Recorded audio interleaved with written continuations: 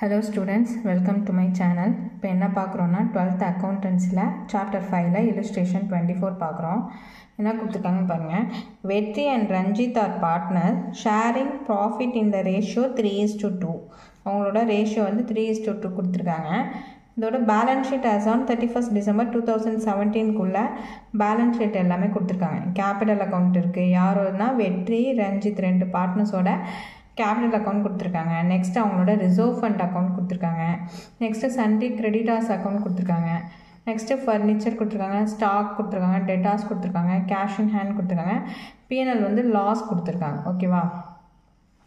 இப்போ என்ன இன்ஃபர்மேஷன் கொடுத்துருக்காங்கன்னா on 1/1/2018 they admit சூர்யாங்கிற ஒரு பார்ட்னர் நியூ பார்ட்னர் வந்து அட்மிட் ஆகிறாரு பார்ட்னர்ஷிப்புக்குள்ளே. அவருக்கு உண்டான அரேஞ்ச்மெண்ட் என்னென்ன கொடுத்துருக்காங்கன்னு பாருங்கள். ஓகேவா? Surya brings 10,000 as capital for 1/4 share of ப்ராஃபிட்டில் 10,000 வந்து அவர் என்ன பண்ணுறாரு கொடுக்குறாரு கேபிட்டலாக. நெக்ஸ்ட்டு ஸ்டாக் வந்து என்ன ஆகிடுது டெப்ரிஷியேட் ஆகுது. ஓகேவா? Depreciate by 10%. அப்போது இது என்ன ஆகுது டிக்ரீஸ் ஆகுது. ஓகேவா? டிக்ரீஸ் ஆகுது. நெக்ஸ்ட்டு இது வந்து ஸ்டாக் அப்படிங்கிறது அசட் டிக்ரீஸ் ஆனால் எப்படி போடணும் ரீவேல்யூஷன் வந்து ஏற்கனவே நான் சொல்லி கொடுத்துருக்கேன். ரீவேல்யூஷன் அக்கௌண்ட் போட்டிருக்கோம். ஓகே, இப்போது டிக்ரீஸ் அசட் டிக்ரீஸ் ஆனால் எந்த சைடு வரும்? டெபிட் சைடு தான் வரும். ஓகேவா? இன்க்ரீஸ் ஆனதான் கிரெடிட் சைடு வரும். நெக்ஸ்ட்டு பாருங்கள், டெட்டாஸ் டு பி ரீவேல்யூட் அவுட் 7,500. 7,500 என்ன இருக்குது டெட்டாஸ் வந்து ரீவேல்யூட் பண்ணியிருக்காங்க. இப்போது நம்ம என்ன சொல்கிறோம் பை அப்படின்னு சொன்னால் நமக்கு என்ன அமௌண்ட் கொடுத்துருக்காங்களோ அதை அப்படியே எடுத்து நம்ம ஆன்சராக போட்டுற வேண்டியதான். இதே அட்டு கொடுத்துருந்தாங்க அப்படின்னா மேலே உள்ள நம்ம பேலன்ஸ் ஷீட்டில் உள்ள அசட்டையும் இங்கே கொடுத்துருக்க அட்ஜஸ்ட்மெண்ட்டில் உள்ள அசட்டையும் மைனஸ் பண்ணி எவ்வளோ ஆன்சர் வருதோ அதை தான் வந்து நம்ம என்ன பண்ணணும் ரீவேல்யூஷன் அக்கௌண்ட்டுக்கு எடுத்துகிட்டு போகணும். இப்போ பாருங்கள் டெட்டாஸுங்கிறது ஒரு அசட்டு, அதை வந்து 7,500க்கு ரீவேல்யூஷன் பண்ணியிருக்காங்க, ரீவேல்யூட் பண்ணியிருக்காங்க. அப்போது பாருங்கள் டெட்டாஸ் எவ்வளோ இருக்குது 10,000 இருக்குது. 10,000லேருந்து 7,000 வந்து என்ன இருக்குது டிக்ரீஸ் ஆகிருக்கு. அப்போது டெட்டாஸ் டிக்ரீஸ் ஆனால் எங்கே வரும் டெபிட் சைடு தான் வரும். ஓகேவா? இது டிக்ரீஸ் ஆகிருக்கிறதுனால டெபிட் சைடு தான் வரும். நெக்ஸ்ட்டு ஃபர்னிச்சருங்கிறது ஒரு அசட் தான். டு பி ரீவேல்யூட் அட் என்ன பண்ணியிருக்காங்க 40,000க்கு ரீவேல்யூ பண்ணியிருக்காங்க. அப்போ நம்ம பேலன்ஸ் ஷீட்டில் எவ்வளோ கொடுத்துருக்காங்க ஃபர்னிச்சர்னா 25,000. அப்போ இதோட என்ன ஆகிருக்கு ரீவேல்யூ பண்ணும்போது இன்க்ரீஸ் ஆகிருக்கு. அப்போ இது எந்த சைடு வரும் கிரெடிட்டில் வரும். ஆனால் சம் அமௌண்ட் எப்படி போடுவீங்க 40,000 25,000 லெஸ் பண்ணிட்டு தான் அந்த அமௌண்ட்டு தான் போடணும். ஓகேவா? இதே ரீவேல்யூட் பை அப்படின்னு கொடுத்துருந்தாங்க அப்படின்னா அதை அப்படியே எடுத்து அந்த அமௌண்ட்டை போட்டுற வேண்டியதான். புரியுதா உங்களுக்கு? Next there is an outstanding wages of 4,500.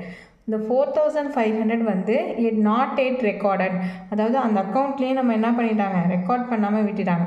அப்போது இது என்ன ஆகிருக்கு அவுட்ஸ்டாண்டிங் வேஜஸ் அப்படிங்கிறது நமக்கு ஒரு லயபிலிட்டி என்ன ஆகிருக்கு இன்க்ரீஸ் ஆகிருக்கு. இன்க்ரீஸ் ஆகினா எந்த சைடு வரும் டெபிட் சைடு தான் வரும். ஓகேவா? இப்போ நம்ம என்ன போட போகிறோம் அப்படின்னு பார்த்தீங்கன்னா ப்ரிப்பேர் ரீவேல்யூஷன் அக்கௌண்ட், பார்ட்னரோட கேபிட்டல் அக்கௌண்ட், பேலன்ஸ் ஷீட் போட போகிறோம். ஓகே, இப்போ பாருங்கள் ஃபஸ்ட்டு ரீவேல்யூஷன் அக்கௌண்ட் வந்து ஏற்கனவே நான் வந்து ஃபார்மேட் படி சொல்லி கொடுத்துருக்கேன். ரீவேல்யூஷனில் வந்து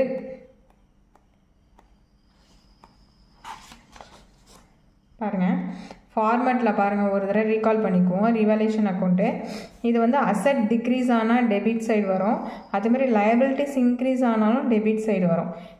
இங்கே வந்து அசட் இன்க்ரீஸ் ஆனால் கிரெடிட் சைடு வரும், லயபிலிட்டிஸ் டிக்ரீஸ் ஆனால் கிரெடிட் சைடு வரும். ஓகேவா? இல்லை பார்ட்னர் வந்து நம்ம கால்குலேட் பண்ணும்போது ப்ராஃபிட் எந்த சைடு வரும் டெபிட் சைடு வரும், லாஸ் கிரெடிட் சைடு வரும். இதுதான் ரீவேல்யூஷன் அக்கௌண்ட் போடுறதுக்கான ஃபார்மேட். இதுபடி தான் இப்போ போட போகிறோம்.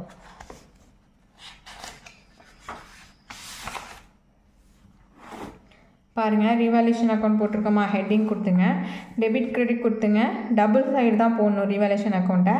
இப்போது debit side particulars rupees, credit side particulars rupees. First என்ன கொடுத்துருக்காங்கன்னு பாருங்கள் ஸ்டாக் கொடுத்துருக்காங்க. இப்போது கேபிட்டல் கொடுத்துருக்காங்களா சூர்யா பிரிங்ஸ் கேபிட்டல் கொடுத்துருக்காங்க. இது வந்து கேபிட்டல் அக்கௌண்ட்டுக்கு தான் கொண்டு போகணும், ரீவேல்யூஷன் அக்கௌண்ட்டில் கேபிட்டல் வராது. ஓகேவா? நெக்ஸ்ட்டு ஸ்டாக் இது ஒரு அசட் வந்து டெப்ரிஷியேட் ஆகிருக்கு. டெப்ரிஷியேட்னா டிக்ரீஸ் ஆகிருக்கு. நம்ம ஃபார்மேட்டில் என்ன பார்த்தோம் அசெட் வந்து டிக்ரீஸ் ஆகிடுச்சுன்னா டெபிட் சைடு. அப்போது டு ஸ்டாக் அக்கௌண்ட் எவ்வளோனா 10% கொடுத்துருக்காங்க. பேலன்ஸ் ஷீட்டில் பாருங்கள் ஸ்டாக் எவ்வளோ இருக்குது 20,000 இருக்குது. இந்த 20,000ல் 10% 10/100 போட்டிங்கன்னா கால்குலேட் பண்ணிங்கன்னா எவ்வளோ வரும் 2,000 வரும். இந்த 2,000 டிக்ரீஸ் ஆன அமௌண்ட்டை தான் நம்ம என்ன பண்ண போகிறோம் 2,000 போட போகிறோம். நெக்ஸ்ட் என்ன இருக்குது டெட்டாஸ் என்ன இருக்குது ரீவேல்யூட் அட் 7,500. பட் அட்ஜஸ்ட் பேலன்ஸ் ஷீட்டில் பார்த்தீங்கன்னா டெட்டாஸ் 10,000 இருக்குது. 7,500 டிக்ரீஸ் ஆகிருக்கு. ஓகேவா, அசெட் டிக்ரீஸ் ஆகினா எந்த சைடு டெபிட் சைடு தான் போடணும். அப்போ டு டெட்டாஸ் அக்கௌண்ட் ஏற்கனவே பேலன்ஸ் ஷீட்டில் வந்து 10,000 இருக்குது. 10,000ல் 7,500 டேட்டாஸை வந்து ரீவேல்யூ பண்ணியிருக்காங்க. அதை லெஸ் பண்ணிங்கன்னா பேலன்ஸ் எவ்வளோ வரும் 2,500. இந்த அமௌண்ட்டு தான் பேலன்ஸ் அமௌண்ட்டு தான் என்ன பண்ணணும் போடணும் ரீவேல்யூஷன் அக்கௌண்ட்டில். நெக்ஸ்ட்டு பாருங்கள் furniture to be valued by 40,000. Furniture வந்து 40,000 ரீவேல்யூ பண்ணியிருக்காங்க. பட் சம்மில் எவ்வளோ இருக்குது 25,000 இருக்குது. அப்போது என்ன ஆகிருக்கு டிக்ரீஸ் ஆகிருக்கு. அதெல்லாம் என்ன பண்ணுறோம் credit side by furniture account போடுறோம். இதோட பேலன்ஸ் சம்மில் பாருங்கள் 25,000 தான் இருக்குது. இங்கே 40,000 இருக்குது. அப்போ 40,000 மைனஸ் 25,000 கால்குலேட் பண்ணிங்கன்னா 15,000.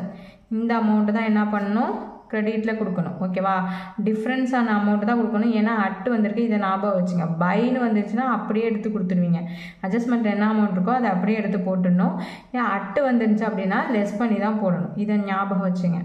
Next there is an outstanding wages அப்படிங்கிறது இது ஒரு liabilities என்ன இருக்குது ரெக்கார்ட் பண்ணாமல் விட்டுட்டாங்க. அப்போ அது இன்க்ரீஸிங் வேல்யூ தான். இன்க்ரீஸ் ஆகுனா எந்த சைடு போடணும் டெபிட் சைடு தான் போடணும். To outstanding wages 4,500. இப்போது நம்ம என்ன பண்ணோம் ப்ராஃபிட்டாக லாஸான்னு கண்டுபிடிக்க போகிறோம். இப்போது எந்த சைடு அதிகமாக இருக்குது டெபிட் சைடு அதிகமாகனா அது டெபிட் சைடு கம்மியாக இருந்தால் அது ப்ராஃபிட், கிரெடிட் சைடு கம்மியாக இருந்தால் அது லாஸ் அப்படின்னு சொல்லிட்டு ஃபார்மேட்டில் நம்ம படிச்சிருக்கோம். அதுபடி தான் கால்குலேட் பண்ண போகிறோம். இப்போ வந்து 2,000 + 2,000 4,500 4,500 + 4,500 9,000 தான் இருக்குது. அப்போது இந்த சைடு கிரெடிட் சைடு 15,000 இருக்குது. 15,000ல் 9,000 லெஸ் பண்ணிட்டீங்கன்னா 6,000 நமக்கு ப்ராஃபிட். இந்த ப்ராஃபிட் என்ன பண்ணணும் ஃபார்மேட் படி ஓல்டு பார்ட்னருக்கு ஷேர் பண்ண போகிறோம். Revaluation account to profit on revaluation transfer to capital account. யாரோட கேபிட்டல் அக்கௌண்ட் வெற்றி ஓல்டு பார்ட்னர்ஸ் வெற்றி ரஞ்சித்தோட கேபிட்டல் அக்கௌண்ட். இப்போ இந்த 6,000 வந்து இவங்களுக்கு ரேஷியோ படி பிரித்து கொடுக்க போகிறோம். இவங்க ரேஷியோ வந்து 3:2ன்னு சொல்லியிருக்காங்க. அப்போ 3:2னா 3/5 2/5 3 + 2 5. அப்போ 3/5 2/5. இப்போ 6,000 into 3/5.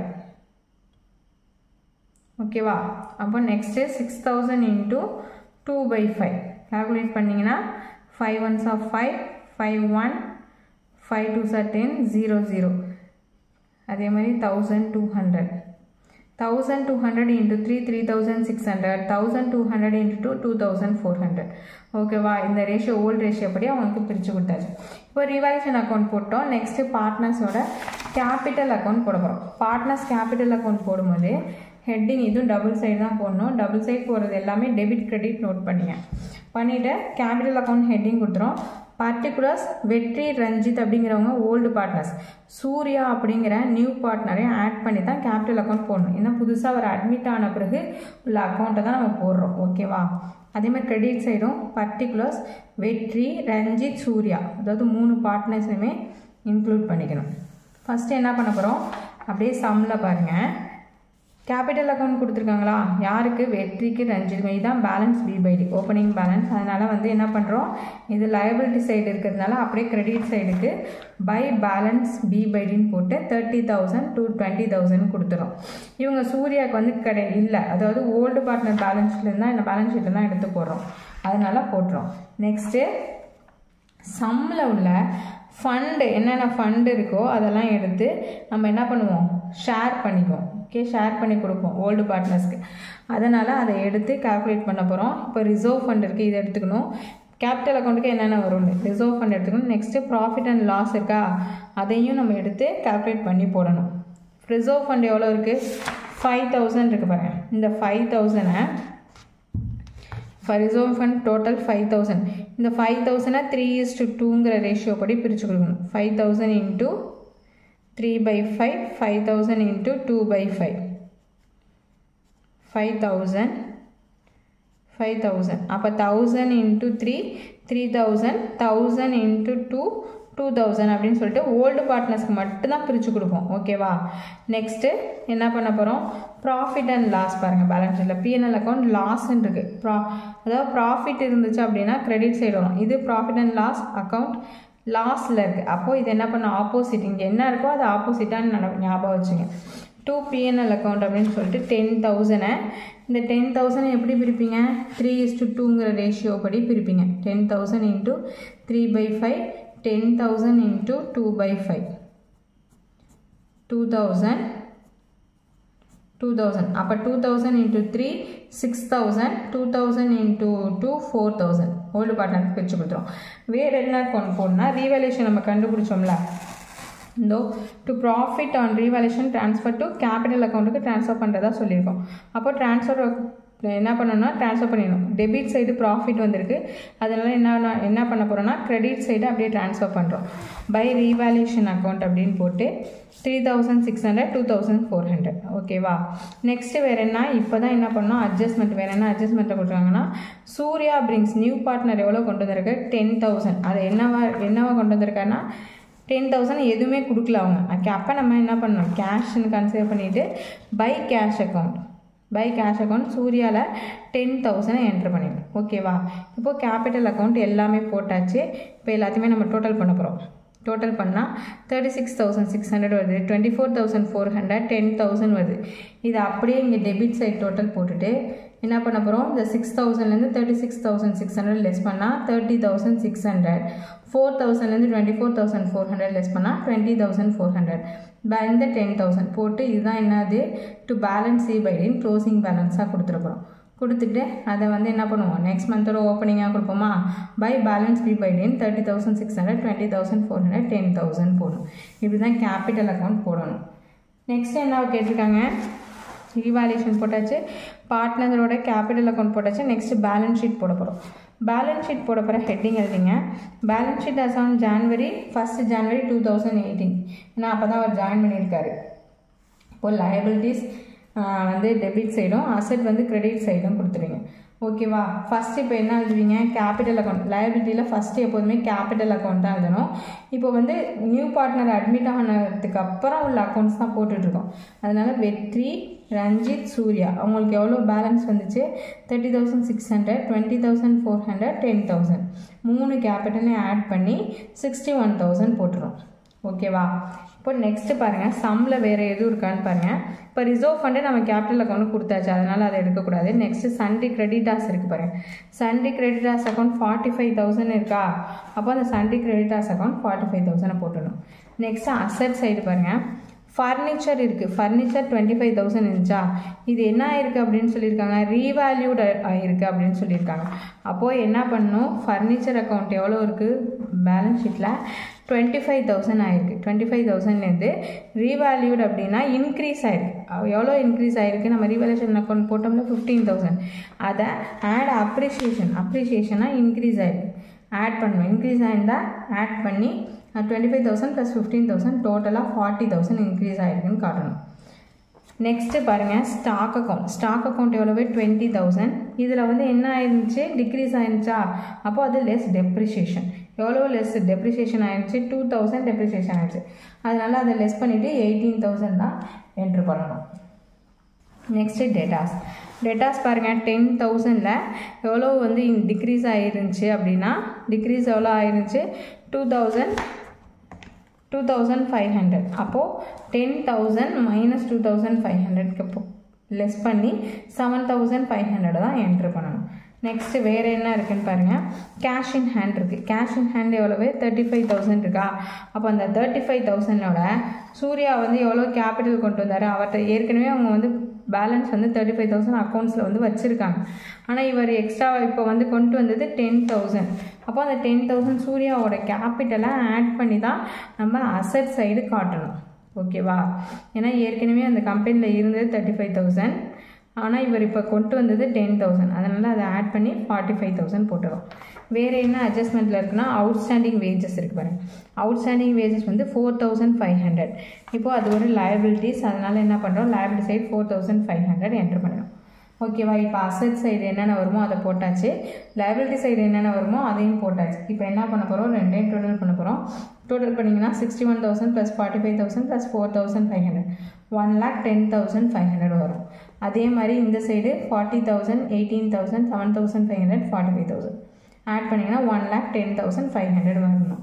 இப்போது பேலன்ஸ் ஷீட் வந்து ரெண்டு சைடுமே அசட்டும் லயபிலிட்டி சைடு ரெண்டு சைடுமே வந்து டேலி ஆகணும். அப்போ தான் நம்ம போகிற சம் கரெக்டுன்னு அர்த்தம். ஓகே, சம் புரியும்னு நினைக்கிறேன். புரியலன்னா கமெண்ட் செக்ஷனில் கமெண்ட் பண்ணுங்கள். தேங்க்ஸ் ஃபார் வாட்சிங்.